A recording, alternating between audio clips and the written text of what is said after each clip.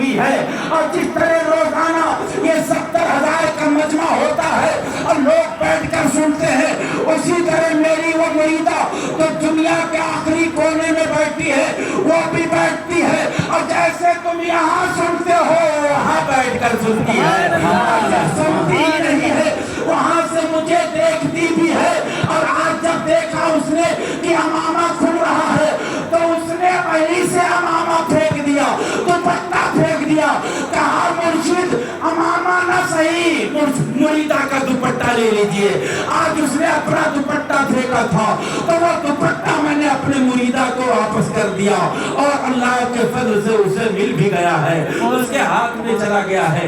اللہ اللہ، اے مسلمانوں، جب سرکار غوث پاک کے مریدہ کا یہ حال ہے کہ دنیا کے آخری کونے میں بیٹھ کر وہاں سے دوپٹہ پھینکتی ہے تو غوث اعظم کے بارگاہ میں آ جاتا ہے، تو بتاؤ پھر پیرانے پیر کا حال کیا ہوگا، روشن ضمیر کا حال کیا ہوگا۔ اسی لیے تو حضرت شیخ عبدالحق محدث دہلوی اور شیخ ولی اللہ محدث دہلوی فرماتے ہیں جب تک کسی ولی کی ولایت پر غوث اعظم مہر نہ لگا دے، مولا علی مہر نہ لگا دے، اس وقت تک اسے ولایت نہیں ملا کرتی ہے۔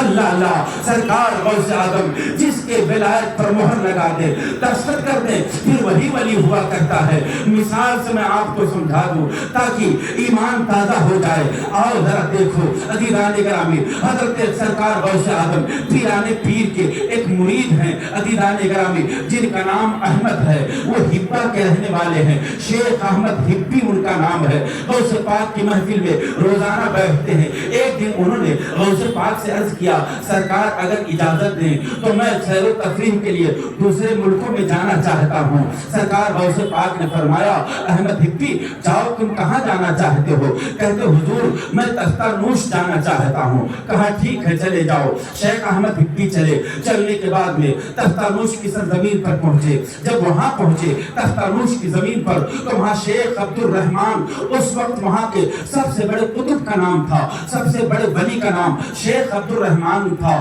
ان کے محفل میں ہزاروں کا مجمع ہوتا تھا۔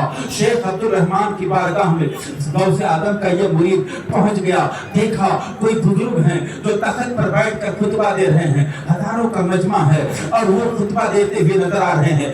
اچانک عزیزان گرامی، سرکار غوث پاک کا یہ مرید شیخ احمد ہبی یہ آہستہ سے گئے اور کہا بزرگ ہیں، اللہ کے ولی ہیں، ولی را ولی می شناسد، ولی ولی کو پہچانتا ہے۔ ادب کے خاطر جا کر ان کی محفل میں بیٹھ گئے کہ چلو تبرکن اللہ کے ولی ہے، ان کی بارگاہ میں بیٹھ جاتا ہوں۔ بیٹھ گئے، شیخ عبد الرحمن خطبہ دیتے دیتے اچانک عزیزان گرامی وسط میں آ جاتے ہیں اور کہتے ہیں اے لوگوں سنو، اس وقت روئے زمین پر عبد الرحمن کو اپنے آپ کو مخاطب کرتے ہیں، کہتے ہیں اس وقت روئے زمین پر عبد الرحمن کو وہی مقام حاصل ہے جو تمام پرندوں میں ہنس کو مقام حاصل ہوتا ہے۔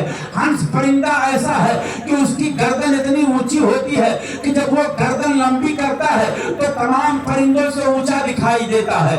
شیخ عبد الرحمن خطبہ دیتے ہوئے کہتے ہیں لوگوں، اس وقت ولیوں میں میرا وہی مقام ہے جو ہنس پرندے کو تمام پرندوں میں مقام حاصل ہے کہ اس کی گردن اونچی ہوتی ہے، اسی طرح تمام ولیوں میں میری گردن اونچی ہے۔ اتنا کہنا تھا، غوث پاک کا مرید شیخ احمد ہبی بیٹھے ہوئے تھے، کھڑے ہو گئے جلال میں آ کر، کہا عبد الرحمن مجھ سے کشتی لڑ لو، مجھ سے مقابلہ کر لو۔